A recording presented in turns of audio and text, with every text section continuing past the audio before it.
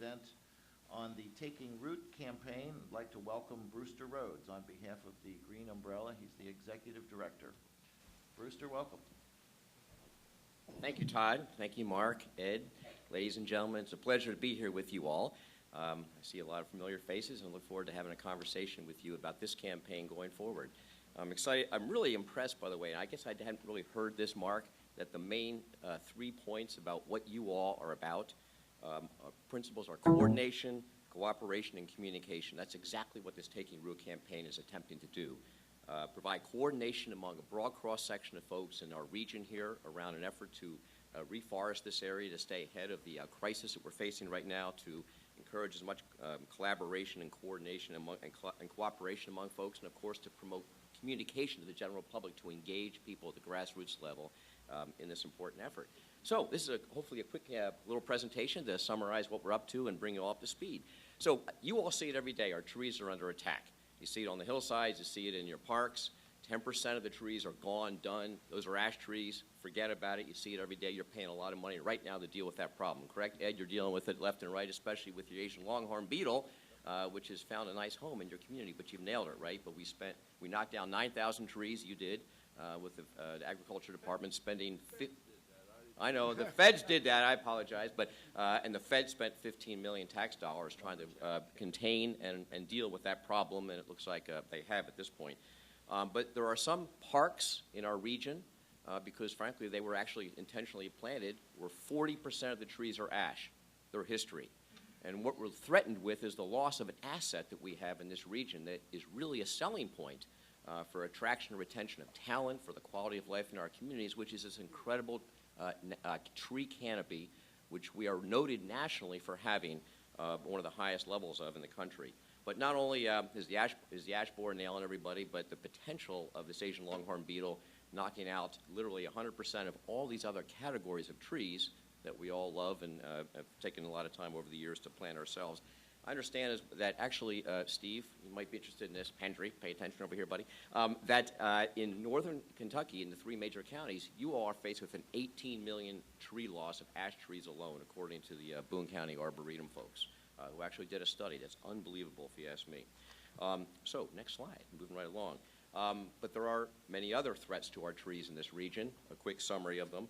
And in Butler County, you know, Commissioner Rogers, you know that the Department of Natural Resources recently confirmed that the Walnut twig beetle, which I've never seen, started showing up in last year, and it carries the 1,000 canker disease that's fatal to black walnut species. So I guess you have a serious challenge up there, and we look forward to trying to be helpful to you in that effort. But this issue affects every one of our communities. So we're all aware of this threat and crisis, but the question is, like, it's nothing new, right? Well, actually, it is new. And part of the reason is, and you guys are dealing with this all the time, is that there are a number of other invasive species that are complicating this factor even more. And that includes, of course, honeysuckle and flowering pear. Nice to look at, but my gosh, they are strangling our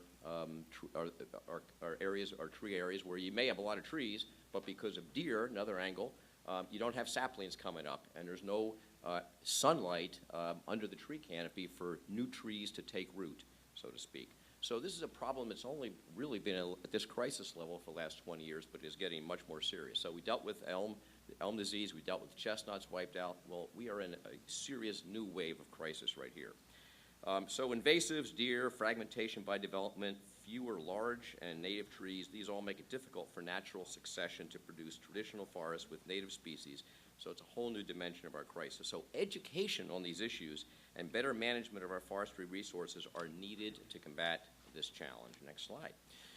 So the Taking Root campaign is being launched to improve the awareness of the issues facing our trees and to motivate everyone in the region to become involved to do our part to address the crisis. Now, I can't thank OKI enough for the leadership that through Travis and Margot at the staff level, you all have provided for the entire region.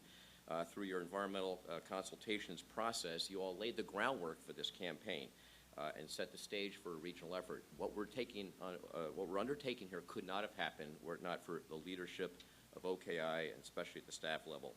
So you all identified in your process the retention of forested areas as one of the 5 major environmental concerns facing this region, and your consultation with state and local agencies led in December of last year to an initial meeting where Travis called me up and said, we want to partner with Green Umbrella and folks already engaged in this work to bring the smartest minds in the community, certainly not me, but people who really know what they're talking about, to the table to help think through what we can do as a community working collaboratively in all the counties in the region to try to tackle this issue and this challenge. So we appreciate the invitation. We brought some key people with one of our 9 action teams, our land management team, which includes folks who are professional foresters working with all the park districts and all the 8 counties that we also work in. And we facilitated the spring Land Managers Forum. We had 103 people representing 71 different organizations in 11 counties, actually. We had some folks coming down from Columbus and north, from the south as well. But the outcome of it was a real commitment at the practitioner level, the folks who are managing land throughout this region, that yes, we got to be serious and launch a grassroots campaign, but we have to do it smartly, figuring out how to plant the right trees at the right place, the right way, with the right maintenance plan, and a commitment to engage the community in actually protecting the investment we collectively are about to make. So, Green Umbrella has been working also with what's called the Green Partnership for a Greater Cincinnati, which actually started a campaign actually a couple years ago to plant trees at on the properties of their participating collaborative organizations. Hamilton County, the City of Cincinnati, Roxanne, thank you, appreciate that. The University of Cincinnati, Cincinnati State, Cincinnati Public Schools, and Duke Energy formed that organization, big institutions, lots of employees, lots of resources. They've been collaborating, and they started a modest-sized tree planting campaign funded by Duke, which obviously has a self-interest in helping to deal with air quality issues, et cetera, and they're very committed to this effort, which is wonderful. We are also excited that the zoo has stepped up to the plate. So Scott Berline, who is the number 2 person for all their efforts, he's been an outstanding leader in this campaign, and he helped all of us recognize that, you know, Cincinnati region, our region here, has a national historical role that we've played in the past and have an opportunity to demonstrate leadership nationally in the future. Guess what happened in 1875? Right here, the American Forestry Association was founded, and the first American Forestry Congress was held here in Cincinnati in 1882. We launched the national effort, which is still going on with the same organization, still number 1 in the country, promoting the value of trees, especially in urban regions. And in that year of 1882, 2 days after the Congress was held and there was a parade in town, and this can go to the next one, there were Superintendent Peasley, right, was the superintendent at the time. He had all the kids, instead of going to school that day with the staff, go to local parks within the region. They planted Eden Park in 1 day. Look at the pictures from 1880. There were no trees on Eden Park. Mount Adams was denuded. Within 3 or 4 miles of the river, in major metropolitan areas up and down the river, there were no trees. Why? Steamboats, fuel, housing construction, right? Chop the trees down, it's free, do it. So the Mount Adams and Eden Park was an abandoned vineyard, not a stick of a tree hardly there at all. Now, see what we have. So there's a history here, and we're tapping into it, and we're engaging so many of you already, and we hope that this slide, when we come back a year from now, we'll have every single municipality, park district, grassroots organization, soil and water conservation district. You see so many of your counties and communities are engaged with this. Peggy will have you on here momentarily. We're in the green. We appreciate that. That's good. Okay, moving right along. We have a mission statement. It's pretty clear, direct, but it's really all about engaging as many people as possible in a collaborative effort, broad-based, throughout the 8 counties we have in the region, to plant trees, to properly maintain them, to educate people about their importance, and really to engage and promote a sense of stewardship, especially among young people in our region. And our goal is to plant 2 million trees by 2020. Why? Well, there's 2 ways of looking at that. One is 1 for every man, woman, and child in the 8 counties. Okay, it's 2.1 million. We'll plant an extra 100,000, okay? And then Todd has a whole other way of viewing this. You said, Todd, that if you look at the number of school children in the 8 counties, they're about 300,000. Well, if you take 300,000 a year times 7 years, that's about 2.1 million. So the notion that each kid spends time each year planting trees as an educational and stewardship development experience, I think is very powerful. And that's what we're trying to accomplish here. And we are not just trying to do this with governmental entities. We're trying to do this effort with businesses, with schools, with park districts, local governments, with watershed groups, service organizations. But imagine if every school building in our entire 8-county region developed their own tree planting plan, worked with students and faculty to implement it. It's a design process. It's a math challenge. It's a math lesson. It's a biodiversity lesson, obviously. It's a way to do hands-on grassroots education on the property, and for kids 7 years later to go back and say, I planted that tree. I have a stake in what that is all about.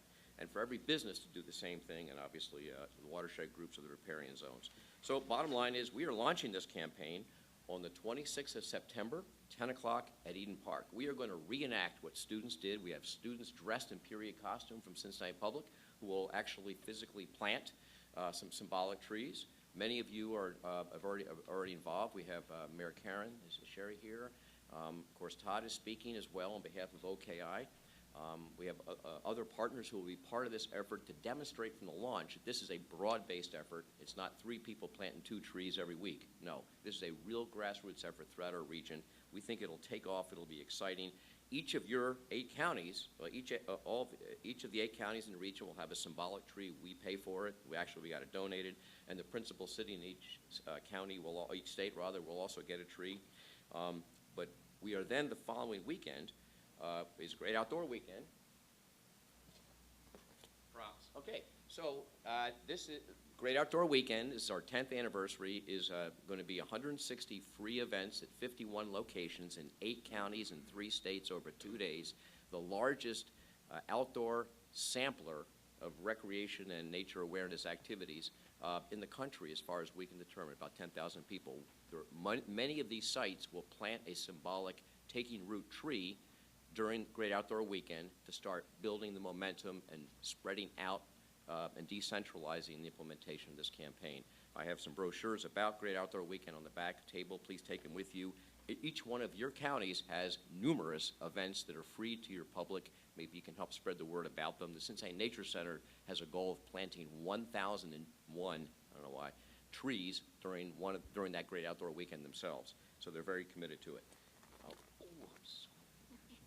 Okay, so we have a Facebook page, a website is being launched shortly, Twitter, all kinds of ways of reaching out, and most importantly for all of you, with Travis's help and Margot's help, we are developing a compact that we will approach each of you with to invite you to officially sign and commit your organization to collaboration.